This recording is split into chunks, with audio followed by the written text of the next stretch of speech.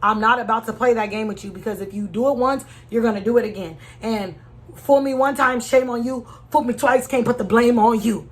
It's on you, bitch. Do you know what makes this world go round? What is up, everybody on YouTube? Welcome to, or welcome back to my channel at Naig'e Cortez. And by the title, you guys already know what's cracking off today. We are going to be talking about toxic relationships and setting boundaries. I actually did a little bit of organizing today just to not keep the video long or drag out or feel like I'm just fucking yapping on. So I'm just going to hit 5 key points about each subject and then the video's over. So if you want to know what we about to start talking about, go ahead and keep on watching. All right, so let's go ahead and out the rip start talking about toxic relationships, y'all. 5 things that I started to recognize, like once I would see that I'm in a toxic relationship, they are all here. So if you're able to relate, I got you, boo. All right, so number 1 is when a motherfucker is talking bad to you. Like, rather that's talking to you with no respect, calling you out your name. It's just about the delivery or just how a person can deal with you. Like if someone's calling you out your name or talking down on you or verbally being abusive to you, that's how you know, like, okay, this shit is kind of toxic and this motherfucker really don't give a fuck about me. Like, just out the rip. That's number 1. Number 2 is just abuse in general. Like if someone is physically getting abusive with you or to you, come on now, that's toxic. That's toxic. Bitch, the last time I got hit was when my daddy whooped me. It ain't their nigga that's gonna be putting my hands on me after that. I'm already past the fact of ass whoopings and all that. So with that being said, don't think that this is about to be happening. And I'm not only just saying like abuse as in physical. This is mental, verbal, emotional. Like any type of abuse from anybody where it doesn't sit well with your spirit, or when you know this person is doing this to attack you in any form or fashion to harm you, be done. Number 3 is they don't want to see you win. Like there really is a lot of motherfuckers out there that have women that are just career driven or just really consistent with what they're doing or what type of goals that they have. And I know that I was trying to get there, but with the help of that motherfucker, it would always be a discouraging moment where, oh, like you're gonna do that, or almost as if the person is like they're being a hater. Like it would be moments where I'm like, you low-key a little bit don't like me, or you're low-key like envious of me. Like, I don't know, it's kind of, and as crazy as it sounds, because you're like, we're in a relationship, we're supposed to love each other, we're supposed to be there for each other, we're supposed to support each other, like what I have you have, like that's what you think. But everybody is not on that mindset. So it's like when a nigga is not wanting to see you win and then looking at it as his come up too, he always on some haterade ass shit, or, oh, well, when I get a new whip, I'm a this, or when I get a new job, I'm gonna this. I wasn't telling you that I'm about to get a new car because I'm trying to stunt on you or I'm trying to shine on you. Baby, if I'm not driving, you driving. Like, you get what I'm saying? Like, so if they don't want to see you win, that's red fucking flag. So that's number 3. Number 4 kind of goes with number 3. Like this one is just always being against you. It's just, come on. Like you cannot be against a person that you're with. Like if we're against each other, then we're not on the same team. Just like playing basketball when the fucking Lakers play the Celtics, nigga, that's against each other. That's trying to win over another person. If we're on the same team, I'm Kobe, you Shaq, we own. We trying to make these buckets together. We're trying to do this together. Okay? I ain't even gonna go in on all that because y'all know exactly what I'm saying and I know y'all following me. So number 5, it's just when a person don't respect you. And that could mean like they don't respect, what is it?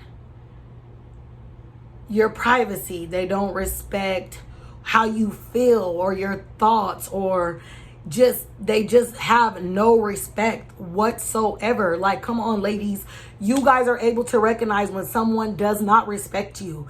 You'll be able to feel. It's a different type of feeling when you know that a man or a woman, whatever your preferences are, but you will know when somebody respects you. They respect what you say. They respect what you think. They respect how you feel.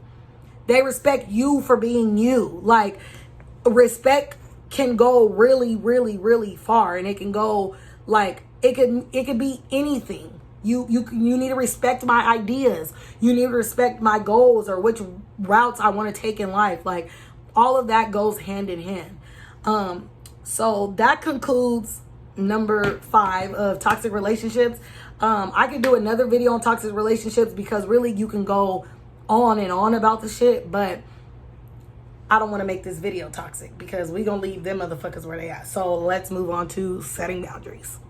All right, so setting boundaries, you guys. Once I got out of my toxic relationship, I needed to relive those certain situations. And what I mean by that is just kind of doing a playback of everything that happened to you, everything you disliked, everything that you never want to experience again. You have to relive those situations so you could either write it down physically or just take a mental note of, okay, if I'm going to start fresh moving forward, or whoever it is that I encounter next, this is what I don't want to go for. Okay? So that's number 1, setting yourself a standard just for yourself on what you're going to respect with yourself. So like, let's say if the moment, say I got into do something and the motherfucker called me a bitch. Boom.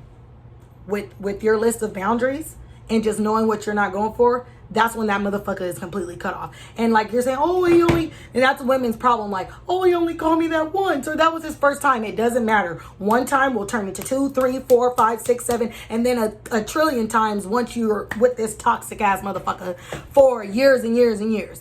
Like, and I know that sounds very dramatic, but the moment someone fucks up on one of your boundaries, you need to cut that completely off. Because if you're being voiceful of things that you want or things that you're expecting out of a man, and then they turn around and disrespect that they don't respect you, you get what I'm saying? And okay, so I know the next question is, how do you get a man to respect you? So that's also setting boundaries. So when you're dealing with a new person, say you're dating, or rather you're in a relationship. This goes for my ladies already in a relationship, low-key wanted some shit to change in your relationship, or this is for the women that are trying to get into a relationship or you're dating. There you have to, like I said, stay true to who you are and stay true to what boundaries you have. So this person can know, this is not a woman that I could fuck over. This is not a woman that I could play with. And if I do start showing some childish ass games or start moving the way she don't want me to move, that nigga need to feel in his heart like she is not going to fuck with me. And this is how you'll know that you end up meeting the right person, when they wholeheartedly respect that and they're like, okay, let me not just switch who I am, but let me move like this to satisfy her. Because we move different ways, or we do different things to satisfy them. And when you really think about it, men have boundaries. They have certain things that they are not going to go for. So if they're able to do that, ladies, come on. We could do that shit too. Because a nigga's not going to be with a woman too long if she can't cook. He's not going to be with a woman too long if she can't clean. You get what I'm saying? Like, men have things where they're like, this dirty bitch. Like, they will literally, and it's some nasty niggas out there that will deal with that. But then there's some that's like, I am not having it. So anyway, a man could make you feel like you gotta be perfect, you need to make him feel the same way. And realistically, nobody's perfect. But what I'm saying by that is just, if a person could just stay mindful of your wants and your needs, you'll be able to stay mindful of theirs. The hell? And then kind of just demanding what you want. Staying voiceful on it and staying consistent on it. Like, don't say one thing one day and then the next day you're kind of letting that same thing you were just mad about yesterday kind of pass today. You can't do that. You have to demand exactly what you want, and you have to stay consistent on everything that you will expect out of a person. The moment that you could do that, I guarantee you, they're going to know that you're not the one. And I'm not just sitting here saying that like I'm perfect, or that like, let's say, being cheated on or just different relationship experiences can't happen to everyone, but it'll be very far. It'll be very slim on a nigga doing you like that, or a nigga not knowing your worth or what type of person you are, because you're letting him know like, hey, this is this, I'm standing firm on it, and that's it, period. And then I'll just give like a quick example. I had one individual that he was like very inconsistent with his texting, his calling, and I'm just like, of course we're women, so we over the fuck think everything. And I'm just like, okay, what do this nigga got going on? Like, I'm not just the every other hour type ass bitch. If you're gonna be dealing with me, then there needs to be communication all throughout the day. Or what, I'm not saying like be ridiculous, like text me when you get here, text me when you do this, text me when you do that, text me, call me. That's not what I mean. Don't be ridiculous. But when it's something that you know in fact should be communicated with the person that you're dealing with, and you don't communicate it, it's like, what the fuck? Like, for instance, my homegirl, she has a dude that didn't tell her he was going out of state. So he went out of state and then told her once he was already out there. Shit like that. But back to what I was saying, like, he would be so inconsistent with the texting and calling. And then when he would call me, he would just expect me to be this like happy yippee, he called me ass motherfucker. And really it would be like, do you know how many people want to be calling and texting me right now? And I'm low-key putting time into you. Don't do that. Don't do that. And that's another thing. You can be fully confident.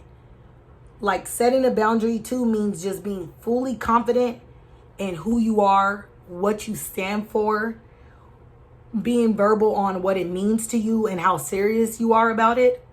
You will get a whole different outcome. I promise you. And I know, sometimes it's easier said than done, but your boundaries and your expectations are going to start with you. You can't expect anyone just to do it out the gate, because everybody don't have sense like that, where they could just come, and even with women, there's some things we need to be taught, and there's really some things men need to be taught, because they do operate different. So with us being more of like emotional creatures and really like taking everything to heart, or really being affected by a lot of shit, just make sure they have a understanding of what to do and what not to do. Like when it comes to hurting your feelings or making you feel some type of way.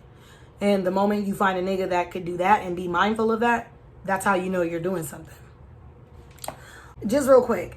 Just don't let it be too late, or don't feel like you have to see more of this nigga to recognize when something is all the way fucking off.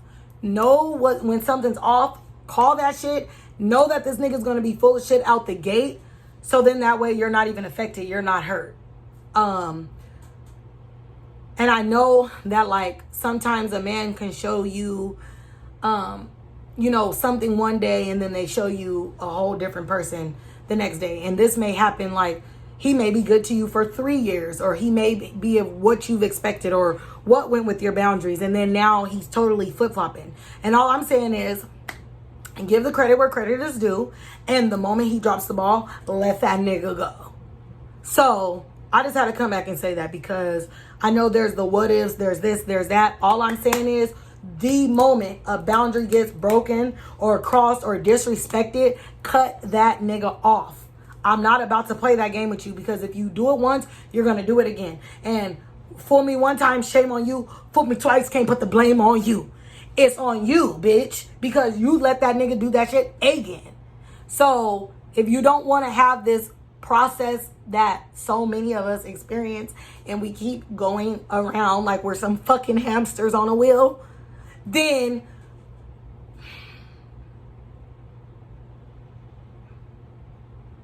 correct it right when it happened. Alright, y'all.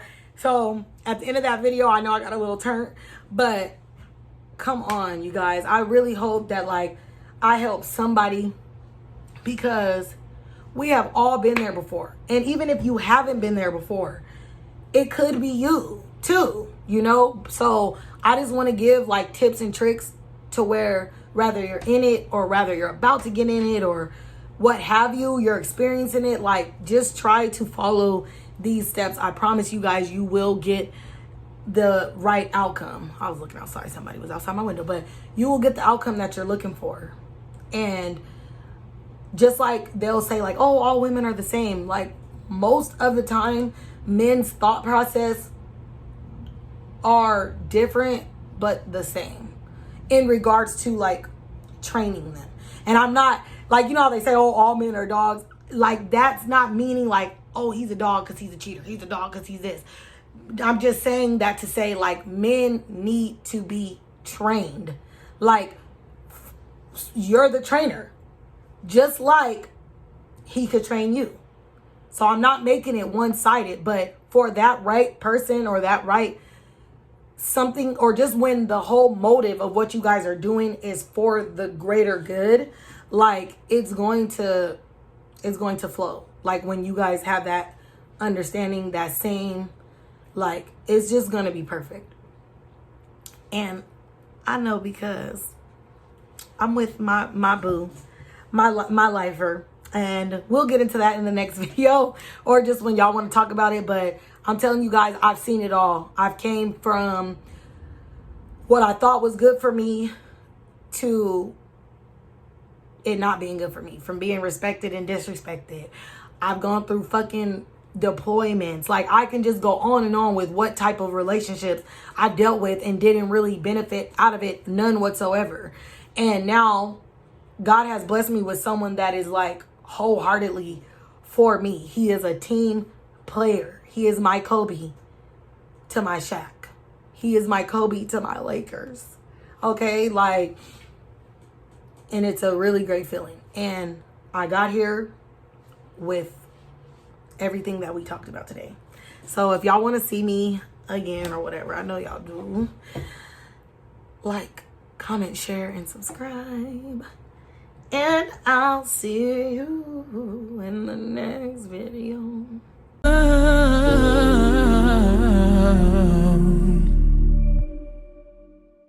Think it through.